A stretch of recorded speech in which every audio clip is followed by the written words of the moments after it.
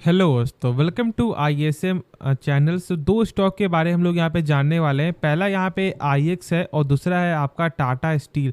तो आप इस वीडियो को जरूर से अंत तक देखना। पहले हम लोग यहाँ पे जानने वाले हैं आपको IX के बारे में। अब देखो, सबसे पहले बहुत से लोग यहाँ पे जानना चाह रहे हैं अभी भी कि क्या हम लोग स्टॉक को बाई करें या फिर अभी यहाँ पे स्टॉक को सेल कर दें या फिर होल्ड करके चले। सबसे पहले हम लोग यहाँ पे जो टेक्निकल समझेंगे, लेकिन देखो ये टेक्निकल आपको ये नहीं बताएगा कि हम लोग स्टॉक को बाई करें या नहीं, क्योंकि इसका जो यहाँ पे गिरावट है ये एक आपको रिपोर्ट की वजह से गिरावट हुआ है। ठीक है, ऐसा नहीं कि यहाँ पे आपको अप डाउन चल रहा है, ऐसा कुछ भी नहीं है। तो यहाँ पे रिपोर्ट के कारण जो है स्टॉक में कहीं ना कहीं प्रेशर बनते हुए दिखाई देगा, तो यहाँ पे टेक्निकल भी आपको फेल हो जाएगा। तो आपको ये चीज़ का यहाँ पे जरूर से यहाँ पे ध्यान देना है। लेकिन क्या यहाँ पे जो IX क्या इसका आपको फंडामेंटल यहाँ पे स्ट्रांग है? तो देखो 10 में से यहाँ पे जो है 6 इसका जो पैरामीटर है, ऑलमोस्ट 7 पैरामीटर यहाँ पे सही निकल के आता है, लेकिन 3 जो पैरामीटर है वो यहाँ पे सही देखने को नहीं मिलता है।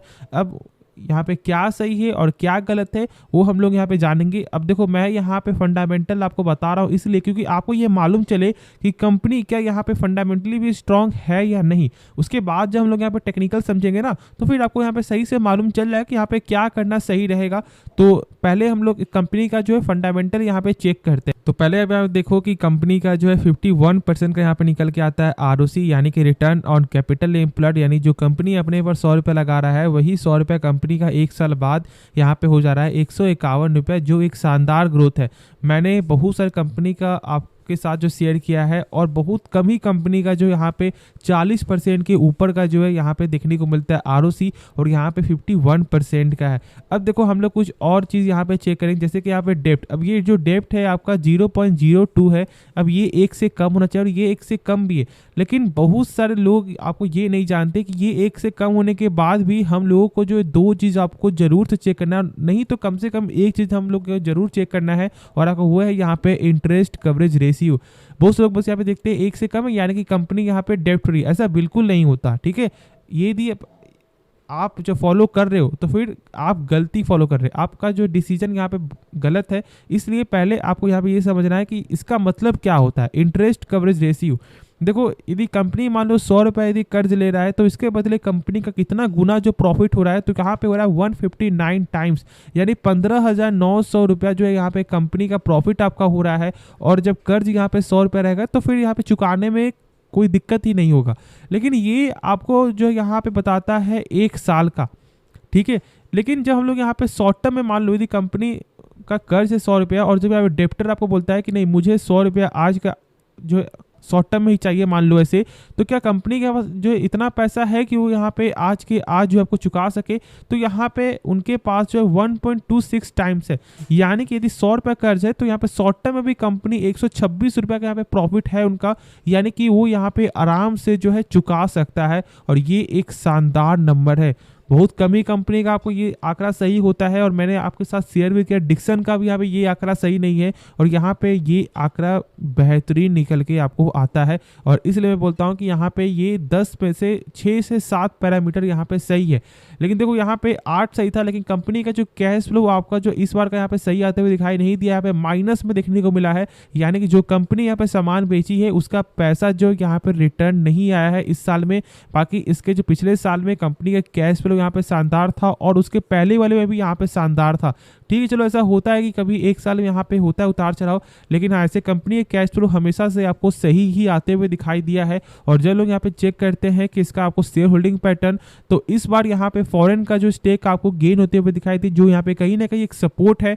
और उसके बाद यहाँ पे जो है चेक करो आपको डोमेस्टिक का, यानी कि आपको फंड का, तो यहाँ पे आपको म्यूचुअल फंड ने अपना स्टेक आपको 0.20% यहाँ पे स्टेक कम किया है। तो ये उतार चढ़ाव आपका होता है, लेकिन यहाँ पे जो FIS का जो गेन आपका हुआ है ये एक अलग ही यहाँ पे सपोर्ट दे रहा है।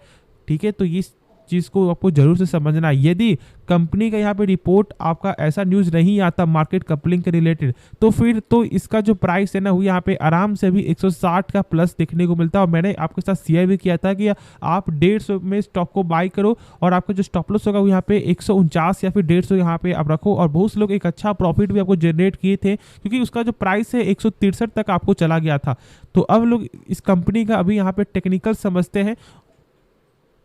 तो आप यहाँ पे देख रहे हो कि जो इसका सपोर्ट जो यहाँ पे आपको निकल के आ रहा है ना, वो यहाँ पे है आपको 122 से लेकर 125 का लेवल। अब देखो इस लेवल पे हम लोग आपको ये नहीं करेंगे कि स्टॉक को बाय करेंगे, क्योंकि देखो ये एक रिपोर्ट के कारण यहाँ पे गिरावट हुआ, तो ये कोई नहीं जान रहा है कि यहाँ से स्टॉक आपका ऊपर जाएगा या फिर यहाँ से नीचे जाएगा। लेकिन यहाँ पे जो टेक्निकल है वो यहाँ पे एक बुलिश का साइन आपको जरूर यहाँ पे दिखा रहा है। और यदि आपने बाय किया हुआ है, अभी आपको फ्रेश एंट्री दी आपने ले लिया है अभी के हिसाब से, तो फिर आपको यहाँ पे जरूर से होल्ड जो रखना चाहिए। और 122 का स्टॉप लॉस आपको जरूर से यहाँ पे क्रिएट करके भी रखना है। इस चीज़ को इग्नोर मत करना, वरना फिर यहाँ से स्टॉक का लेवल और ज़्यादा भी डाउन जाते हुए दिखाई दे सकता है।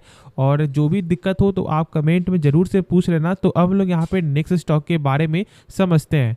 तो स्टॉक का नाम है टाटा स्टील। अब देखो आज के दिन यहाँ पे एक फ्लैट क्लोजिंग है, और जब लोग यहाँ पे चार्ट को समझेंगे तो 5 दिन के रिटर्न में एक फ्लैट यहाँ पे रिटर्न है। और जब लोग यहाँ पे चेक करते हैं 1 मंथ का यानी 1 महीने का, तो फिर यहाँ पे 8.5% का जो है रिटर्न आपको निकल के आया है। अब देखो मैंने आपके साथ शेयर किया है 113 पे कि स्टॉक को बाय करो, यानी 112.95 था।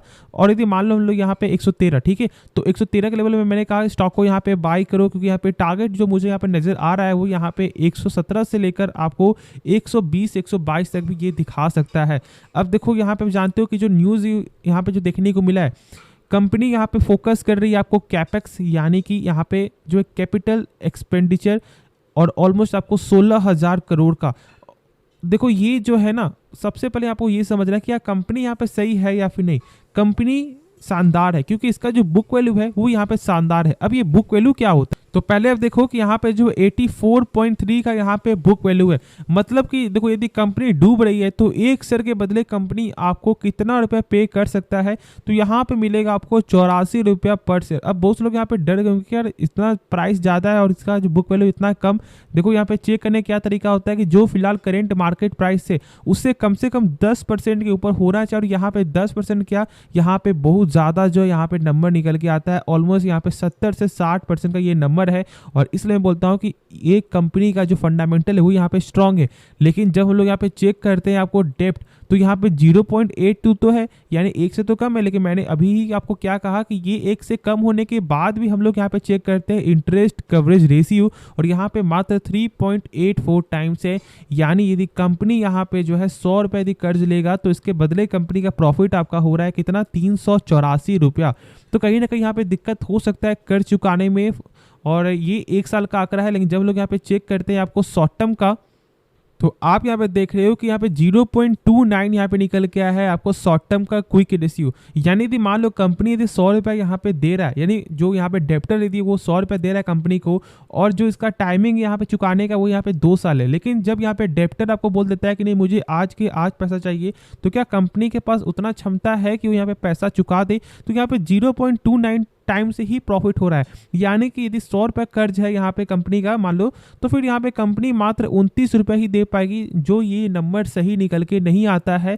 और ये आंकड़ा कम से कम किसी भी कंपनी का 1 से ऊपर होना चाहिए, और ये जो आंकड़ा है आपका ये यहाँ पे आपको 5 टाइम्स से ऊपर होना चाहिए कम से कम, ठीक है। तो ये दोनों चीज़ को जरूर से आपको याद यहाँ पे रखना। लेकिन बाकी सारा कुछ कंपनी का सही है, या फिर कैश फ्लो यहाँ पे चेक करो, या फिर यहाँ पे बैलेंस शीट चेक करो, या फिर इसका प्रॉफिट एंड लॉस चेक करो, यहाँ पे उतार चढ़ाव होगा क्योंकि ये आपको मेटल सेक्टर से बिलोंग करता है, और इसमें उतार चढ़ाव तो यहाँ पे देखने को मिलेगा ही मिलेगा। तो बस यहाँ पे जो है इंटरेस्ट कवरेज रेशियो ही यहाँ पे ये सब आंकड़ा सही नहीं है, बाकी सारा कुछ सही है।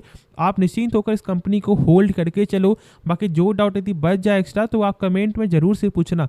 तो यदि आपको जो इस वीडियो में कुछ भी सीखने को मिला तो आप इस चैनल को सब्सक्राइब और इस वीडियो को लाइक करना, और मिलते हैं नेक्स्ट वीडियो में।